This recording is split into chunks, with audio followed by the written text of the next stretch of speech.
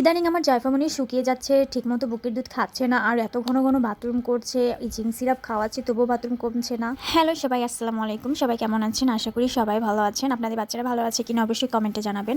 আমার জায়ফামনির বেশ কিছুদিন ধরে শরীরটা খুব একটা ভালো নেই। কয়েকদিন আগে লেগেছিল ঠান্ডা, 2-1 দিনের ব্যবধানে ঠান্ডাটা ভালো হয়ে গিয়েছে, কিন্তু এখনও অনেক ঘন ঘন বাথরুম করছে, একদম পাতলা পাতলা বিচি বিচি বাথরুম। আর এরকম পাতলা বাথরুম করার কারণে হয়তো জায়ফামনির পেট ব্যথা করে, মাঝের মধ্যে পেট ব্যথা একটু মোচড়ামুচড়ি করে আর কান্না করে ওঠে। আমার মা বলেছে যে ওর পেটের মধ্যে হলো গরম স্যাক দিতে। আমি গরম স্যাক দিয়েছি, বাট কমছে না। আমি খেয়াল করেছি জায়ফামনির যখন একটু ঠান্ডা লাগে ঠিক তখনই এরকম বাথরুমটা করে, এছাড়া সবসময় নর্মালি যেরকম বাথরুম করে এরকমই বাথরুম হয়। আর ইদানিং আমার জায়ফামনিটা বুকের দুধও ঠিকমতো খায় না, খাওয়ার সময় অনেক দুষ্টামি করে আর শুধু এটা ওটা মুখে দেয়। আমি বুঝতে পারছি না, হয়তো বা এটার জন্য পেট খারাপ হতে পারে। এত ঘন ঘন পাতলা পাতলা বাথরুম করার কারণেই জায়ফামনি একটু দিন দিন শুকিয়ে যাচ্ছে, আর এই জন্য আমি একটা জিঙ্ক সিরাপ নিয়ে আসছি। আমি আমার বাচ্চারা যখনই হলো একটু অসুস্থ হয়ে যায়, মানে ডায়রিয়ার মতো বা পাতলা বাথরুম করা শুরু করে, তখন এই জিঙ্ক সিরাপটা খাওয়াই। এটা ডাক্তাররা সবসময় বলে বাচ্চাদের পুষ্টি বা মুখে রুচি আনতেও অনেকটা সাহায্য করে। তো আজকে জায়ফামনির জিহ্বাটা পরিষ্কার করব। অনেকদিন ধরে জিহ্বাটা পরিষ্কার করা হয় না, যার কারণে ওর জিহ্বা একটু ফাঁকা ফাঁকা পড়ে গেছে, আর এই জন্য অনেক বাচ্চারা দুধ খেতে চায় না। আমার জায়ফামনির এখন প্রতিদিন জিহ্বা আমি পরিষ্কার করি না, দেখা গেছে সপ্তাহে 2 বার পরিষ্কার করে দিই, এতেই ওর জিহ্বাটা ক্লিন হয়ে যায়।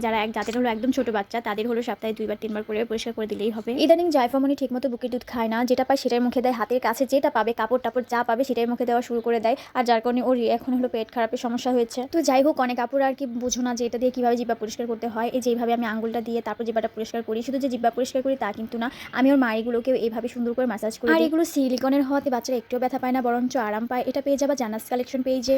তারপর জায়ফামনিকে আর কি জিঙ্ক সিরাপ খাওয়াচ্ছি, দিনে 1 বার খাওয়াই, অনেক অল্প পরিমাণে, মানে হাফ চামচেরও কম। যেহেতু ওর বয়সটা 4 মাস প্লাস চলতেছে, সেজন্য আর কি হাফ চামচ করে খাওয়াতে বলছে, হাফ চামচেরও কম খাওয়াতে বলছে, সরি।